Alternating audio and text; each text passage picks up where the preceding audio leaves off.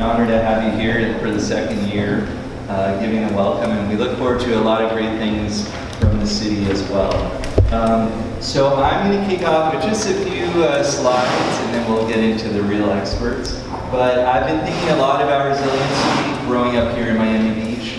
And one thing that I realized last year was with the hurricane that came, Hurricane Irma.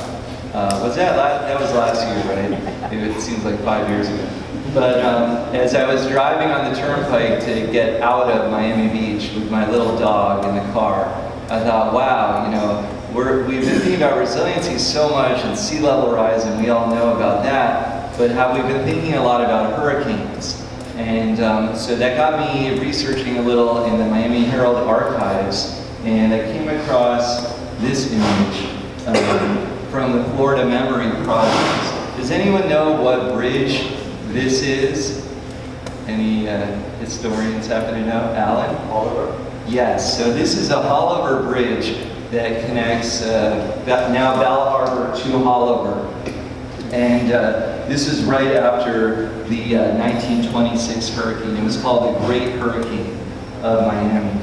And it's a little startling to see this image. Imagine our barrier island not having a connection by car. So what happened back in 1926? I really wanted to think about what it was like in 1926 and what are the differences today. So here from the Miami Herald archive, this was September 17th, 1926. And it says, hurricane reported. A storm of great intensity off the Turks Island, not expected to touch Florida. This is one day before the Great Hurricane. And then the next day of the Herald article, it said, storm's edge brings a strong wind to Miami, and a hurricane centering near Nassau has 150 mile per hour speed. The damage there is heavy, but then it says below, the ships here are safe. So it's pretty amazing what it was like almost 100 years ago dealing with forecasting and issues of resiliency. So the day after that, there was no Miami Herald published. It was one of the only times there was no Miami Herald published. But the day after that, on September 20th, this was the Miami Herald. 75 are dead in the Miami storm. 60 lives are taken in Hollywood. And 2 relief trains are sent to the Miami area.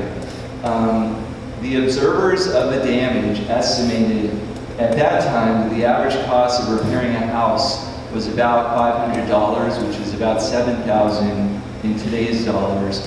The winds were estimated at 125 miles per hour in Miami Beach and 120 in Miami. About 200 children whose parents and relatives were missing were put into a home while they looked for their family. And about 47,000 people were left homeless by the storm.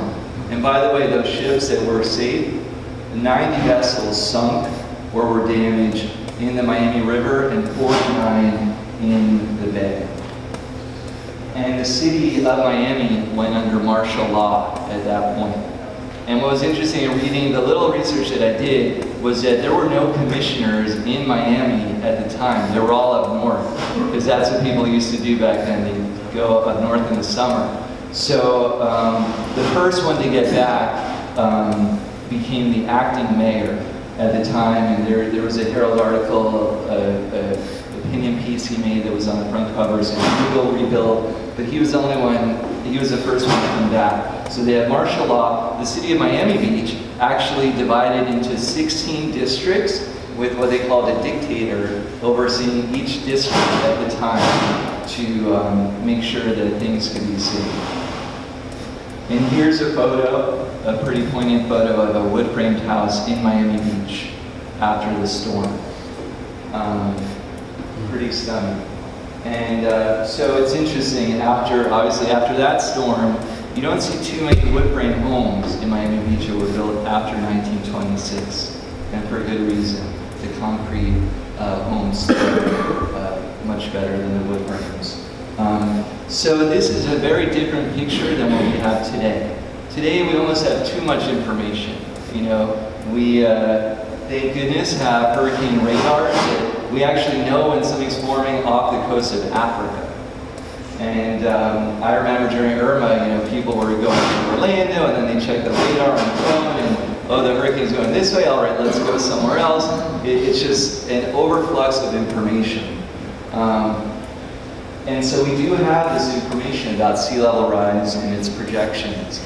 But we also have data and we have science and we have a little bit more time on our hand now, thanks to all the work in the past 100 years to really have these things better measured. Although we don't know exactly, we know the range of where the sea level could go, depending on a lot of the things that our country and our world can implement before that. But at least we have this range, and so we're not going to be in the situation we were 100 years ago, but we don't want to forget the lessons that we learned then. So without further ado, I'm going to now introduce Laura, who will introduce Kate. Thank you very much.